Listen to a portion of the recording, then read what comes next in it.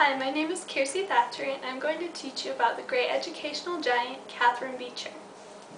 If all women were not only well educated themselves, but were prepared to communicate in an easy manner their stores of knowledge to others, if they not only knew how to regulate their own minds, tempers, and habits, but how to effect improvements in those around them, the face of society would be speedily changed. Catherine Beecher was born in East Hampton, New York in the year 1800. She was the eldest of 13 children, and her mother died when she was 16 years old. Her father was a Presbyterian minister who advocated social and moral reform. After her mother died, he did remarry. One teacher who influenced her ideas was Sarah Pierce, who taught at the female school she first attended when she was 9 years old. In her teens, she wrote some poems and ballads, and some of these were published in the Christian Spectator under the signature CDD. Professor Alexander Fisher read one of these poems and asked who the author was. They were soon engaged, but on a trip back from Europe, his ship wrecked and he died, so they never married. During this time, she went and spent some time with his family, and they all grieved this loss, and his brother taught her mathematics to help her cope with the loss of her fiancé. And from then on, she devoted all of her energies to the field of education. Her belief was that women should devote themselves to the moral development and education of their children and to their home. And she felt to accomplish this, women needed to be well educated.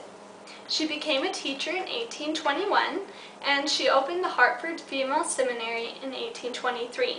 The purpose of this new school was to train women to be mothers and teachers.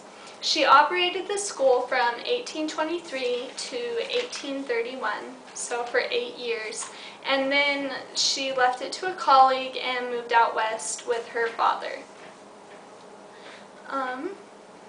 While out west, she set up the Western Female Institute, but there was a financial crash in 1837 that caused the school to end.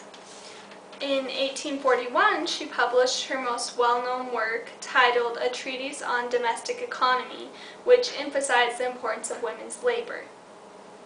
And then in 1852, she founded the American Women's Educational Association, which aimed to send teachers west and to build schools on the developing frontier.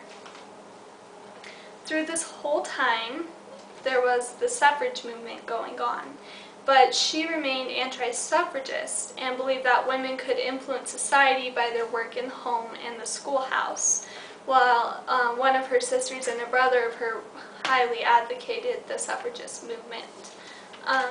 She died in 1878, leaving behind a legacy of schooling for many women to follow.